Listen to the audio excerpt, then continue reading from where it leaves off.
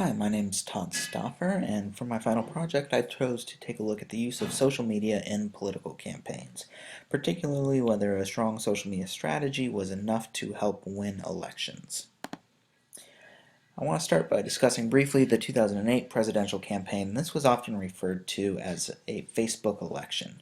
It was the first time that an election had occurred when Facebook was becoming a dominant player in the social media scene. During this election, then Senator Obama won nearly 70% of the under 25 vote. Much of this was attributed to his use of new media, not just social media, but reaching out to particularly young voters in new ways. He was very successful at fundraising using Web 2.0 platforms to get a grassroots fundraising operation underway, and that allowed him to gain very small donations from a large number of people.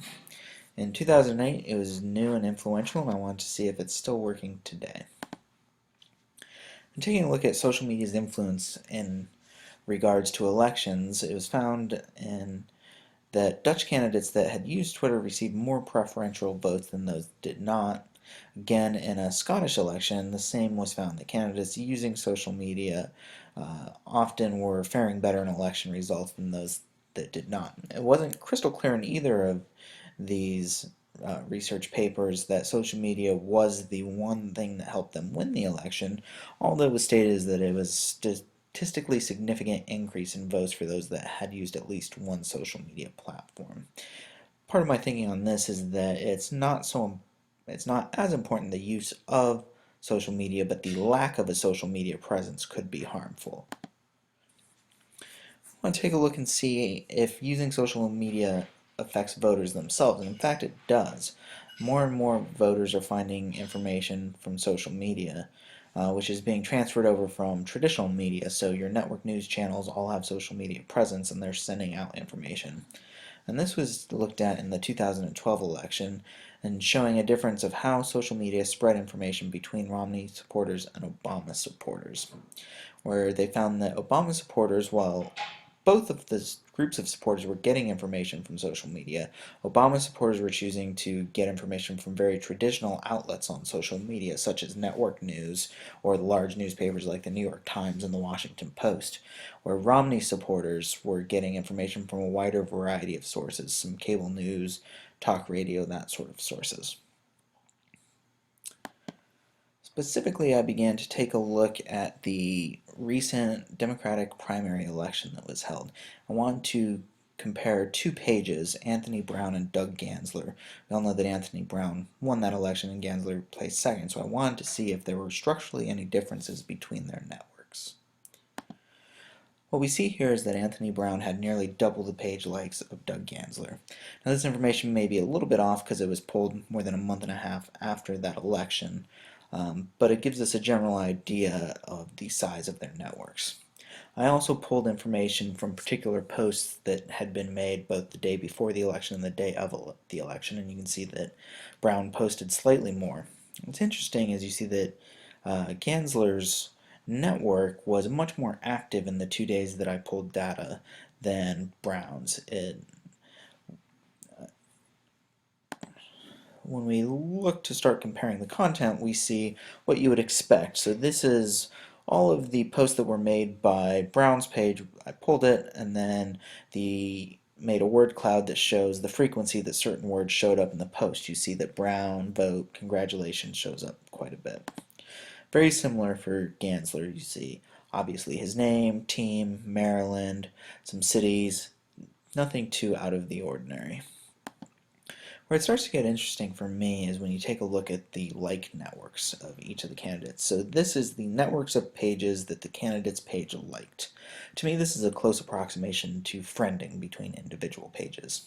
See that Anthony Brown had liked 151 pages compared to Gansler's 27. So his like network is much bigger and much more well connected. What was interesting to me is that there was not more overlap between these two. They both work in politics. They're both running for governor. They're both Democrats. I would have expected that the pages that each of their pages like to be very well connected, but they seem to be in two completely separate spheres, with the exception of a small overlap here where you see this is the Barack Obama page, and this is the White House page. Another one that's well connected between the two is the O'Malley page. When taking a look at wall post activity for 2 days, again I pulled for the day before the election and the day of the election. What's interesting is that Gansler's network had much more activity on it than Brown's network. What you see here, the large nodes are each posts that were made by the candidates' pages sized by the number of likes and comments they received. And these small nodes here are the individuals that were liking and commenting on the pages. Again, an interesting structural element of it is how disconnected the two networks are. I would have expected to see, I knew that there was going to be some clear separations, that individuals generally support one candidate or another. However, since we're again talking about two Democrat candidates, I figured that there would be much more crossover in posts between the two. There were a few limitations of the study. Like I said, page likes were pulled 1.5 months after the election, so those numbers might have changed a little bit. Software limitations meant that I was only pulling 2 days worth of data. If I had longer, I would have liked to pull data on the candidates' posts from perhaps the entire campaign or at least a good month to get an idea. I think that a lot of reasons that the content was similar between the two is that differences in their campaigns had been discussed earlier in the campaign, and the day before and the day of election was just their final push to get people out to vote. So, as I said, Anthony Brown had a much larger like network. He was much more connected to organizations that he's sharing information with. And those organizations, keep in mind, are somewhat the gatekeepers to the rest of their network. So if he shared something that showed up on their page, then all of the folks that had liked their page would likely eventually see that post. Gansler had a much more active page. His supporters were commenting and liking activity more than Brown's. It would be interesting to take a closer look at this and make sure there was actual supporters and not people leaving disparaging remarks about him losing the election. Here you can see the software and tools that I used to create this, and last you'll be able to take a look at the references.